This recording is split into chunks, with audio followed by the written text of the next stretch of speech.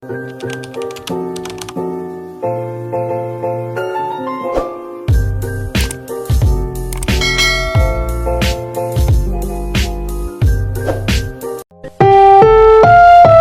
susunod na programa ay rated PG. Patnubay at gabay ng magulang ay kailangan sa mga batang manonood. Ako sa mga bata.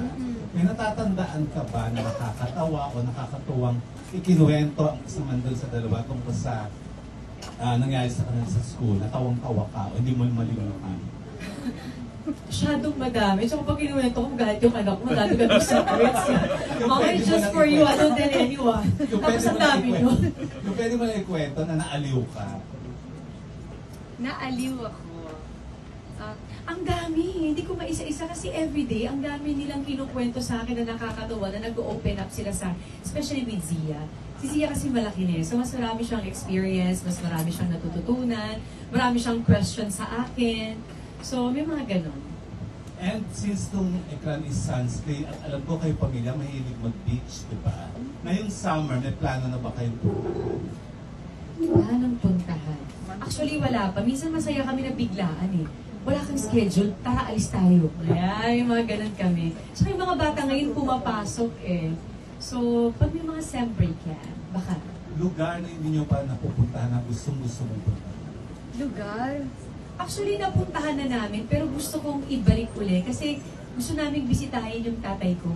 Kasi hindi pa niya nakikita si Sixto, si Zia lang yung nakita niya. So baka kung mayroong pagkakataon na mukhang malabo naman. Pero yun yung siguro bibigyan ko ng chance na makapunta kami sa Spain. Ayun. Last question, Maria, medyo iba. Kung papipiliin ka, box office or best actress? Both! Thank you. Bawal mamili. Thank you, congratulations. Thank you po, Sir Romel. And now, last question. This year talaga, gusto ko talaga magpagupit talaga. Sabi ni Dom, nakita niya yung Gusto niya. Actually, syempre, bago ako magpagupit, sinabi ko sa kanya. Ganun naman kaming dalawa eh. Sabi niya, go! nakita niya kami nag-camera, lalo kang gumanda. Ikaw talaga, basta gusto niya. At the first month of the year, renewal ng contract mo for this endorsement. So, ito simula pa lang. Napa-oo lang ako. Oo, pero ano naman, sabi mo nga, pagka yung mag-e-end ang year talagang yung mga endorsement, alam mo, pinaplano na yung mga schedule. So, talagang ganun ka-meticulous, no? Oo, medyo ano pa yan, very organized talaga ako pagdating sa mga ini-endorse ko at sa mga gagawin ko talaga. Gusto ko yan nakalatag lahat, malinis lahat. Oo. At so ano pa ang mga goals and plans for the year?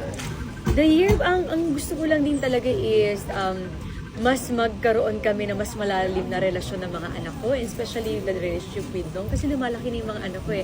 Alam mo yun, kapag lumalaki na pala yung mga anak ko, nag-iiba na talaga lahat. Totoo talaga yung sinasabi nila. So, gusto kong magkaroon na mas malalim na relasyon pa para sa mga anak ko. And especially kami ni Dong, kahit anong busy namin, nag-promise talaga kami sa isa't isa na magkakaroon talaga kami ng time namin together.